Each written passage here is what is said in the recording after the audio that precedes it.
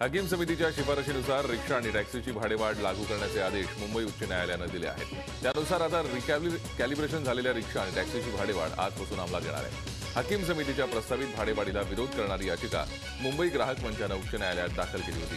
ही याचिका फेटाळून लावताना न्यायालयानं हा आदेश दिलाय।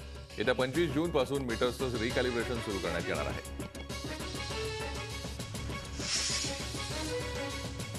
डाळींच्या वाढत्या दरांवर नियंत्रण मिळवण्यासाठी केंद्र सरकारनं एक मोठं पाऊल उचललंय। 5000 टन डाळी आयात करण्यासाठी केंद्रानं निविदा काढल्या आहेत। मेटल्स अँड मिनरल्स ट्रेडिंग कॉर्पोरेशनच्या माध्यमातून या निविदा काढण्यात येणार आहेत। सप्टेंबर महिन्यात ऑस्ट्रेलिया, कॅनडा, म्यानमार या देशांमधून तूर डाळ आयात करण्यात येणार आहे। जुलै 2014 ते जून 2015 या काळात देशातल्या डाळींचं उत्पादन 20 लाख टनांनी घटलंय।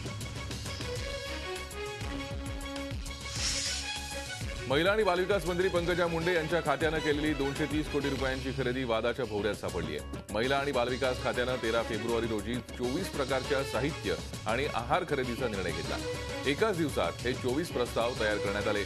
गतिमान प्रशासनाचा हा अजब नमुनाच म्हणावा लागेल। 3 लाख रुपयांवरील खरेदीसाठी ई निविदा काढण्याचे स्पष्ट आदेश मुख्यमंत्र्यांनी दिले। मात्र तरीही कोणतीही निविदा न काढताच ही खरेदीची कंत्राटं देण्यात आली। मुख्यमंत्री देवेंद्र फडणवीस यांनीही महिला आणि बालविकास मंत्री पंकजा मुंडे यांची पाठराखण। मुंबईचे पोलीस आयुक्त राकेश मारिया यांना अखेर क्लीन चिट मिळाली आहे। मुख्यमंत्री देवेंद्र फडणवीस यांनी त्यांना क्लीन चिट दिली आहे। आयपीएलचे वादग्रस्त माजी आयुक्त ललित मोदी यांची लंडनमध्ये भेट घेतल्यानं राकेश मारिया अडचणीत आले होते। मात्र या प्रकरणी मारी यांनी सकृत दर्शनी केलेला खुलासा योग्य वाटतो अशा शब्दात मुख्यमंत्र्यांनी त्यांची बाजू घेतली आहे। मारिया यांनी आयपीएस नियमांचं उल्लंघन केलेलं नाही असंही मुख्यमंत्र्यांनी या अहवालाच्या आधारे स्पष्ट केलं। मुंबईतल्या प्रस्तावित कोस्टल रोडचा प्रोजेक्ट रिपोर्ट जाहीर करा असे आदेश मुख्यमंत्री देवेंद्र फडणवीस यांनी महापालिका आयुक्तांना दिले। त्यामुळे प्रकल्प नक्की कसा आहे, बोगदे कुठे आहेत, चौपाटीचं काय होणार, भराव टाकावा लागणार का याची माहिती सर्वांना होईल। प्रकल्पाचं काम सुरू असताना पर्यावरणवाद्यांनी अडथळे निर्माण करू नयेत म्हणून मुख्यमंत्र्यांनी ही काळजी घेतली आहे। लोकांच्या सूचना आल्यानंतर वेळीच या प्रकल्पाच्या आराखड्यात काही बदल करणंही शक्य असल्यानं ही खबरदारी घेतली गेली आहे। मॅट रद्द करण्याचा सरकारचा विचार असल्याचं काल अन्न आणि नागरी पुरवठा मंत्री गिरीश महाजन यांनी म्हटलंय। त्याबाबत लवकरच निर्णय घेतला जाईल असं ते म्हणाले। त्यावर आता संघर्ष उफाळलाय। अधिकाऱ्यांच्या संघटनेने याला विरोध केलाय तर मुख्यमंत्र्यांनी याचं समर्थन केलंय। लवादांच्या निर्णयांना पुन्हा हायकोर्टात आव्हान दिलं जातं, त्यामुळे असे लवाद कमी केले पाहिजेत असं मुख्यमंत्री म्हणाले। मालवणीतल्या दारूकांडाचा प्रमुख आरोपी मनसूर अली लतीफ शेख उर्फ आतिकला रात्री उशिरा विमानानं दिल्लीहून मुंबईत आणण्यात आलंय। काल दिल्ली आणि मुंबई पोलिसांच्या संयुक्त कारवाईत आतिकला दिल्लीत जेरबंद करण्यात आलं। त्यानंतर दिल्लीतल्या कडकडडुमा न्यायालयाकडून त्याला पोलिसांनी त्याच्यासाठी ट्रान्झिट रिमांड मागून घेतला। आतिकची वैद्यकीय तपासणी करून त्याला किला कोर्टात हजर करण्यात येणार आहे। आतिकच्या पोलीस कोठडीसाठी पोलीस प्रयत्न करणार आहेत। मालवणी विषारी दारूकांडानंतर संपूर्ण राज्यात दारूबंदी करण्याची मागणी मुंबईच्या डबेवाल्यांनी केली आहे। मालवणीसारख्या घटनांची पुनरावृत्ती होऊ नये असं वाटत असेल तर राज्य सरकारनं दारूबंदीचा गांभीर्यानं विचार करावा असं आवाहन डबेवाला संघटनेनं केलंय। आंतरराष्ट्रीय पातळीवर नावाजलेल्या डबेवाल्यांनी आता दारूबंदी विरोधात एल्गार पुकारल्यानं सरकार या संदर्भात काही पावलं उचलणार का हे पाहणं महत्त्वाचं ठरणार आहे। पुणे पिंपरी चिंचवडमध्ये 11वी प्रवेश प्रक्रिया सुरू होतीये। पहिली कट ऑफ जाहीर झाली आहे। 55,000 विद्यार्थ्यांना पहिल्या फेरीत प्रवेश देण्यात येणार आहे। कॉलेजच्या कट ऑफची यादी तुम्हाला ऑनलाईन बघता येईल। ज्येष्ठ समाजसेवक अण्णा हजारे यांच्या भ्रष्टाचार विरोधी जनआंदोलन न्यासाला नोटीस पाठवण्यात आली आहे। पुणे धर्मादाय आयुक्त विभागाच्या सहआयुक्तांनी ही नोटीस पाठवली आहे। न्यासाच्या नावातून भ्रष्टाचार हा शब्द वगळण्याबाबतची ही नोटीस आहे। भ्रष्टाचार निर्मूलन हे कोणा सेवाभावी संस्थेचं काम नसून सरकारची ही जबाबदारी असल्याचं या नोटीसीत म्हटलंय। त्यानुसार 15 दिवसांच्या आत नाव बदलण्याची मुदत पुणे धर्मादाय आयुक्तांनी न्यासाला दिली आहे।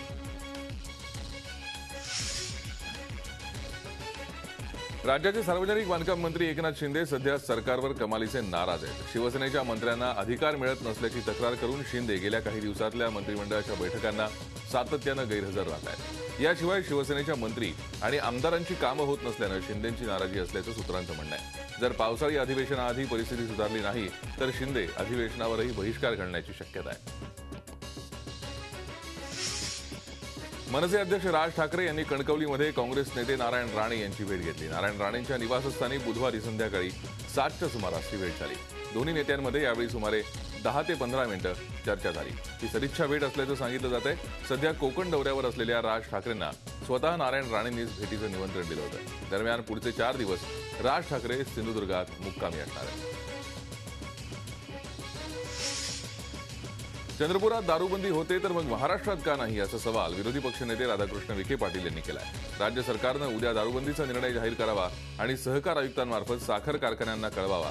नैतिकता म्हणून साखर कारखाने दारू निर्मिती बंद करण्याचा निर्णय घेतील तर विखे पाटलांनी मराठी तरुणांच्या 4 पिढ्या बर्बाद केल्या, आधी स्वतःचा दारू कारखाना बंद करा, असा हल्लाबोल दारूबंदी आंदोलनाच्या कार्यकर्त्या परोमिता गोस्वामी यांनी विखे पाटील यांच्यावर केला आहे. मुंबईत कुलाबा भागात रेडिओ क्लबच्या पाठीमागे फुटपाथवर भला मोठा खड्डा पडलाय. तुम्ही इतका मोठा खड्डा कदाचित पाहिलाही नसेल. तब्बल 7 फूट खोल आणि 7 फूट व्यासाचा हा खड्डा आहे. अचानकपणे पडलेल्या या खड्ड्यानं स्थानिकांमध्ये भीतीचं वातावरण निर्माण झालंय. ही जागा बीपीडीच्या मालकीची असून त्यांना तात्काळ खड्डा बुजवण्यास सांगितल्याचं स्थानिक आमदार राज पुरोहित यांचं म्हणणं आहे. मुसळधार पाऊस आणि सोसाट्याच्या वाऱ्याचा फटका शहरी भागांना मोठ्या प्रमाणात बसताना दिसतोय. कल्याण डोंबिवलीसह उल्हासनगर, अंबरनाथ आणि बदलापूरमध्ये वादळी वाऱ्यांमुळे अनेक झाडं उन्मळून पडली आहेत. तसंच अनेक भागात अनिश्चित काळासाठी वीज प्रवाह खंडित करण्यात आलाय. नाशिक जिल्ह्यातील इगतपुरी तालुक्यात 2 दिवसात 400 मिलीमीटर पावसानं हजेरी लावल्यानं दारणा नदीकाठच्या काळुस्तेसह 14 गावांचा संपर्क तुटलाय. इगतपुरी शहरात सातत्यानं वीज पुरवठा खंडित होत असल्यानं जनजीवन अस्ताव्यस्त झालंय. दारणा नदीला जोडणाऱ्या सर्व नद्यांमध्ये पूरसदृश परिस्थिती निर्माण झाली असून घोटी शहराशी अनेक गावांचा संपर्क तुटलाय. दुसरीकडे मात्र या मुसळधार पावसानं दारणा धरण समूहात 25% पाणी साठल्यानं पाण्याची चिंता तुर्तास मिटली आहे. पिंपरी चिंचवडमध्ये गेले 3 दिवस पडलेल्या मुसळधार पावसानं शहरातील पवना नदीवरील केसुबाई बंधारा ओसंडून वाहू लागलाय. त्यामुळे नदीलगत राहणाऱ्या नागरिकांना प्रशासनानं सतर्कतेचा इशारा दिलाय. तर दुसरीकडे शहराला पाणी पुरवठा करणाऱ्या धरण क्षेत्रात पावसानं यंदाच्या मोसमातील उच्चांक गाठलाय. गेल्या 24 तासात धरण क्षेत्रात पावसानं 152 मिलीमीटरची नोंद केली, तर 1 जूनपासून 427 मिलीमीटर पावसाची नोंद झाली आहे.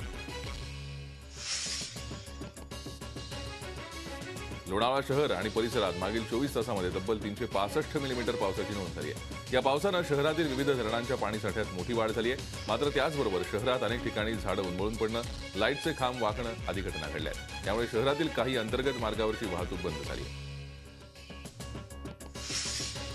पिंपरी चिंचवडमध्ये महापालिकेच्या निष्काळजीपणामुळे लष्कराच्या जवानांना जलपर्णी काढण्याचं काम करावं लागतंय. पुणे आणि पिंपरी चिंचवड परिसरात गेल्या 4 दिवसांपासून चांगलाच पाऊस पडतोय. नद्यांच्या पाणी पातळीत वाढ झाली आहे. बोपखेल रहिवाशांसाठी लष्करानं मुळा नदीवर बनवलेल्या पुलाला धोका निर्माण होऊ नये म्हणून लष्करानं पुलाजवळ 24 तास जवान तैनात केले. नाशिककरांचे डोळे कुंभमेळ्याकडे लागलेले असले तरी शहरात कलाकार मेळ्याचीच जास्त चर्चा होती. व्हॉट्सअॅपच्या माध्यमातून जनस्थान जागर कलेचा या ग्रुपच्या माध्यमातून हे सर्व कलाकार 1 वर्षांपूर्वी एकमेकांशी बांधले गेले. त्यात चित्रपट, नाटकात काम करणाऱ्या कलाकारांसह लेखक, कवी, गीतकार, संगीतकार, नृत्यांगनांचा सहभाग आहे. या ग्रुपला 1 वर्ष झाल्याप्रित्यर्थ हे कलाकार एकत्र आले. ग्रुपच्या नावानं गाणंही तयार करण्यात आलंय. पुणे शहरातला अत्यंत महत्वाच्या आणि महानगरपालिकेपासून हाकेच्या अंतरावर असलेल्या शिवाजी पुलाचा स्लॅबचा मोठा मलबा दुपारी अचानक कोसळला. स्लॅब पडल्यामुळे एका गाडीचं नुकसान झालं. शिवाजी पुलावरून आणि पुलाखालून मोठी रहदारी असते, मात्र यात कोणतीही हानी झाली नाही. धोकादायक पुलाकडे मनपानं तातडीनं लक्ष देण्याची मागणी आता केली जाते. सिंधुदुर्गामध्ये निसर्गाचा अद्भुत चमत्कार पाहायला मिळाला. किनाऱ्यावरती फेसाळणाऱ्या लाटा पाहून आपण जम्मू काश्मीरमध्ये तर नाही ना असा भास होतोय. लाटा फुटल्यानंतर फेस येऊन हा फेस बर्फाच्छादित वाटत होता. दुपारच्या भरतीवेळी सुरू झालेला हा प्रकार संध्याकाळी उशिरापर्यंत पाहायला मिळाला. निसर्गाचा हा अद्भुत चमत्कार पाहण्यासाठी स्थानिक आणि पर्यटकांनी मोठी गर्दी केली होती. भारतीय नौदल आणि तटरक्षक दलानं यशस्वी कारवाई करत समुद्रात बुडणाऱ्या जहाजातून 14 जणांचे प्राण वाचवले. मुंबईला जवळ असलेल्या दमण नजीक ही यशस्वी कारवाई करण्यात आली. विशेष म्हणजे रविवारी 21 जूनच्या रात्री उशिरा वसई समुद्र किनाऱ्यानजीक जिंदाल कामाक्षी हे मालवाहू जहाज बुडत होतं. त्यातल्या खलाशांचीही भारतीय नौदलानं सुखरूप सुटका केली होती. त्यावेळी रात्रभर मदत मोहीम सुरू ठेवून नौदलानं जहाजावर अडकलेल्या सर्व 20 खलाशांना वाचवलं होतं.